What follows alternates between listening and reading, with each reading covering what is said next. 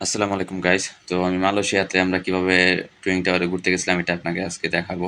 প্রথমে আমরা ৩ বন্ধু একসাথে, তারপর মেট্রো রেল আসলো। ফার্স্টে মেট্রো রেল আসার পর এখানে একটা জিনিস আমার কাছে অদ্ভুত লাগছে। এখানে কয়েন সিস্টেম থাকে, কয়েন সিস্টেম দিয়ে আপনার টাকা দিতে হয়। তারপর কয়েন দেয়, কয়েন দেওয়ার পর আপনার এখানে তারা কয়েন শো করে আপনি মেট্রো রেলের ভিতরে ঢুকতে পারবেন। আর আমরা গেছিলাম হলো প্রায় ৯ জন। ৯ জনের মধ্যে থেকে ৯ জনে খুব এনজয় করছি। আর একটা বড় বিষয় হচ্ছে যে আপনার মেট্রো রেল ওঠার সময় সতর্কতা অবলম্বন করবেন যে অনেক মানুষ আছে এখানে অনেক তাড়াহুড়া করে। তাড়াহুড়া করার কিছু নাই। আপনি আস্তে ধীরে টাকা দিয়ে কয়েন নেন, কয়েন নেওয়ার পরে তারপর মেট্রো রেলে ওঠেন।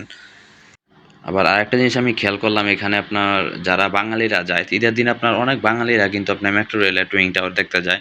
তো তাদের উদ্দেশ্যে আমার একটা কথা বলার কি যে তারা প্রচুর অন্যমনস্ক থাকে। তো ভাই এগুলো বিষয় থেকে আমাদেরকে একটু কেয়ারফুলি থাকতে হবে, কেন বাঙালিরা সব জায়গায় ব্যবহৃত হয়। এটা শুধু মালয়েশিয়া করে না, বিশ্বের সব জায়গায়, কেননা তাদের বিহেদগুলো, তাদের চালচলনগুলো যে কারণে কিন্তু এরকম হয়।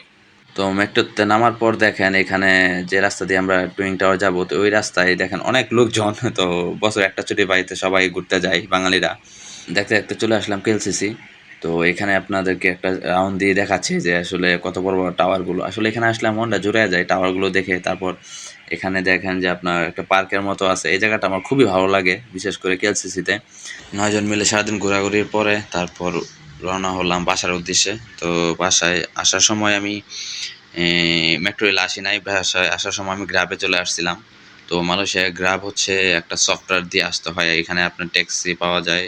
তো আমি যেদিন গেছি সেদিন প্রচুর বৃষ্টি ছিল। বৃষ্টির জন্য ভালোভাবে ঘুরতে পারি নাই, দেখতে পারি নাই। যতটুকু দেখছি আলহামদুলিল্লাহ। তো ভাই সবাই ভালো থাকবেন, সুস্থ থাকবেন। আসসালামু আলাইকুম।